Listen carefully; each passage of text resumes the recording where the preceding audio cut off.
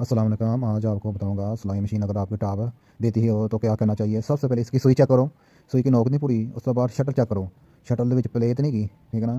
ਅੱਛੀ ਤਰ੍ਹਾਂ ਤੁਸੀਂ ਚੈੱਕ ਕਰੋ ਸ਼ਟਲ 'ਚ ਪਲੇ ਨਾ ਹੋਵੇ। ਅਗਰ ਸ਼ਟਲ 'ਚ ਪਲੇ ਹੋਵੇ ਤਾਂ ਫਿਰ ਦਾਣਾ ਵੀ ਦਿੰਦੀ ਹੈ, ਢਾਹ ਵੀ ਕਰਦੀ ਹੈ ਤੇ ਧਾਗਾ ਵੀ ਤੋੜਦੀ ਹੈ, ਠੀਕ ਹੈ। ਉਸ ਤੋਂ ਬਾਅਦ ਜਿਹੜਾ ਨਾ ਤੁਸੀਂ ਇਹ ਮੇਨ ਪੁਆਇੰਟ ਹੈਗਾ, ਇਹ ਗੇੜੇ ਦਾ ਇੱਕ ਪੁਰਜ਼ਾ ਹੈ, ਠੀਕ ਹੈ ਨਾ।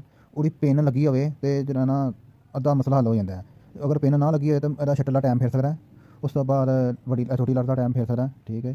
ਉਸ ਤੋਂ ਬਾਅਦ ਪਿੰਨ ਲੱਗਣ ਦਾ ਫਾਇਦਾ ਇਹ ਹੈਗਾ, ਤੁਹਾਡੀ ਜਿਹਨੇ ਨਾ ਸ਼ਟਰ 'ਚ ਪਲੇ ਨਾ ਹੋਵੇ, ਠੀਕ ਹੈ। ਸਿਰਫ ਸੂਈ ਚੇਂਜ ਕਰੋ, ਤੁਹਾਡੀ ਟਾਪ ਕਰਨਾ ਛੱਡ ਜਾਏਗੀ, ਠੀਕ ਹੈ ਨਾ। ਇਹ ਪਿੰਨ ਨਜ਼ਰ ਆ ਰਹੀ ਜਿਹੜੀ ਇਹ ਛੋਟੀ ਲੱਟ ਦਾ ਪੁਰਜ਼ਾ ਹੈ, ਉਹਨੂੰ ਪਿੰਨ ਲੱਗੀ ਹੁੰਦੀ ਹੈ। ਇਸ ਗੱਲ ਤੋਂ ਸ਼ਟਲ ਨਾ ਫਿਰੇ, ਇਹਦਾ ਲੱਠ ਨਾ ਫਿਰੇ, ਠੀਕ ਹੈ ਨਾ। ਅਗਰ ਲੱਠ ਫਿਰ ਜਾਵੇ ਤਾਂ ਉਹ ਬੜਾ ਮਸਲਾ ਹੱਲ ਹੋ ਜਾਂਦਾ ਹੈ। ਇਹ ਬੜਾ ਫਾਇਦਾ ਯਾਨੀ ਕਿ ਕਿਤਾਬ ਆਵਾਮ ਵਾਸਤੇ ਆਸਾਨੀ ਪੈਦਾ ਕੀਤੀ ਹੈ। ਇਹ ਜਿਹੜੇ ਨੇ ਮਕੈਨਿਕ ਹਜ਼ਰਾਤ ਨੇ ਉਹਨਾਂ ਨੇ ਬਹੁਤ ਅੱਛਾ ਕੰਮ ਕੀਤਾ। ਪਿੰਨ ਲਗਾਉਣ ਦੀ ਵਜ੍ਹਾ ਨਾਲ ਟਾਈਮ ਨਹੀਂ ਫਿਰਦਾ, ਠੀਕ ਹੈ। ਤੁਸੀਂ ਸਿਰਫ ਸੂਈ ਚੈੱਕ ਕਰੋ, ਨੋਕ ਪੂਰੀ ਹੈ, ਤੁਸੀਂ ਦੱਸੀ ਸੂਈ ਬਦਲ ਲਓ, ਠੀਕ ਹੈ ਨਾ। ਤੁਹਾਡੀ ਟਾਪ ਬਿਲਕੁਲ ਸਹੀ ਹੋਏਗੀ।